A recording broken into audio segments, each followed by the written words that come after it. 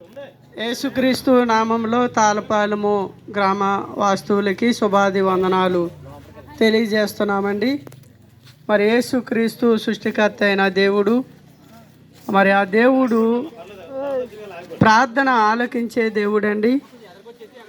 కనుక దేవుని వాక్యం ఎలా సెలవిస్తుంది, నాకు మొరపెట్టుము నేను నీకు ఉత్తరము ఇచ్చేదను అంటాడు.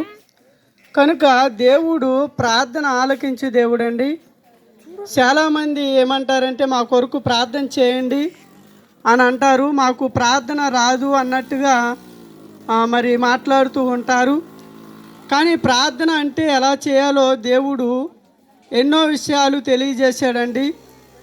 ఒక స్నేహితునికి మీ కష్టాలు, మీకున్న మరి శ్రమలు ఎలా అయితే పంచుకుంటారో, మరి ముఖ్యమైన స్నేహితుల దగ్గర ఎలా అయితే మీరు చెప్పుకుంటారో, అలాగే ఈ దేవుని దగ్గర మీ కష్టం ఏదున్నా, మీ పరిస్థితి ఏదున్నా స్నేహితుడితో మరి చెప్పుకున్నట్లుగా ఈ దేవునికి చెప్పుకుంటే ప్రార్థన ఆలకించే దేవుడండి.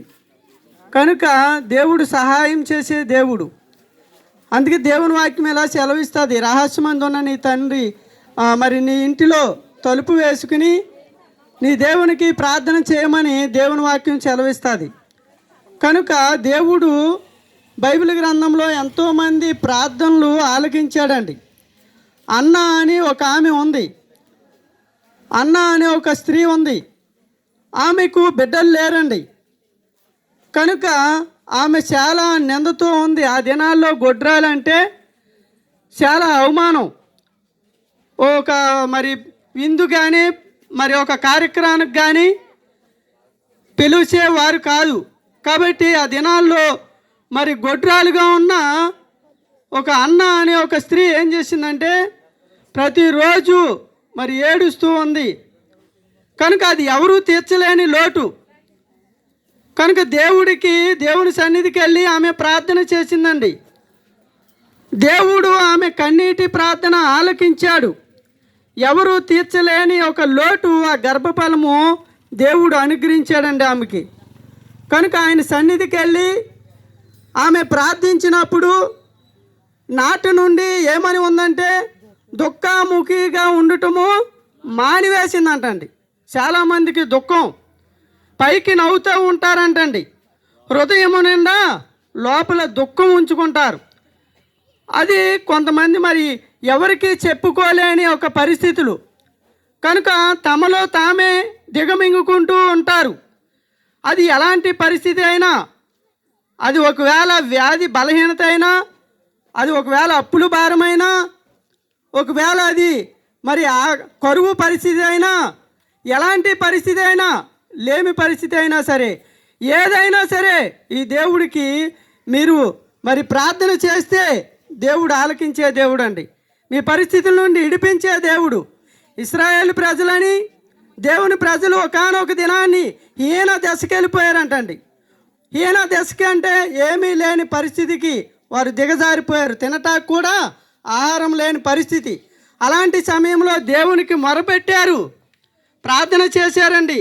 దేవుడు వారికి మళ్ళీ సమృద్ధి అయిన ఆశీర్వాదము దేవుడు ఇచ్చాడండి. కనుక మరి దేవుడికి ప్రార్థన చేస్తే మీ కష్టాల నుండి, ఆకలి దప్పుల నుండి, వ్యాధుల నుండి, మరి అప్పుల భారం నుండి, మీ పరిస్థితి ఒకవేళ బిడ్డలు లేకపోయినా బిడ్డలను ఇచ్చే దేవుడు.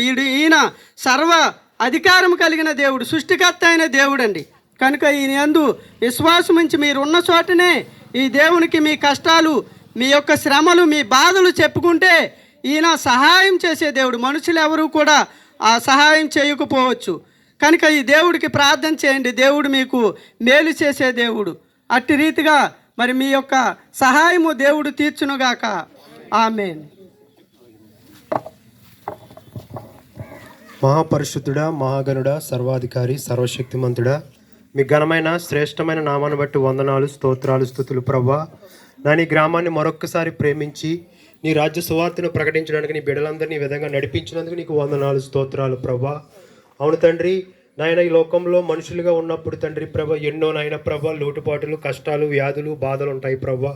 కానీ ప్రతి పరిస్థితికి చాలిన దేవుడు నేనే అని నాకు మొర్ర పెట్టండి నేను ఉత్తరం ఇస్తానని నువ్వు ఎంతో సూటిగా మాట్లాడావు ప్రభా. నాయన తండ్రి, ఈ వీధిలో ఉన్న ప్రతి బిడ్డ ప్రభా నాయన తండ్రి, నీవే నిజమైన దేవుడువు, లోక రక్షకుడు అని తెలుసుకొని ప్రభా తండ్రి, వారి హృదయంలో నీకు చోటు ఇచ్చిన ఆయన ప్రభా తండ్రి ప్రభ, నీ పరలోక రాజ్యం చేర్చుకోమని అడుగుచున్నాం తండ్రి. నీకు వందనాలు, స్తోత్రాలు.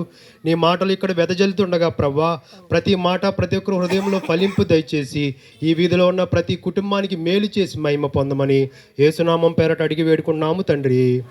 ఆమెన్.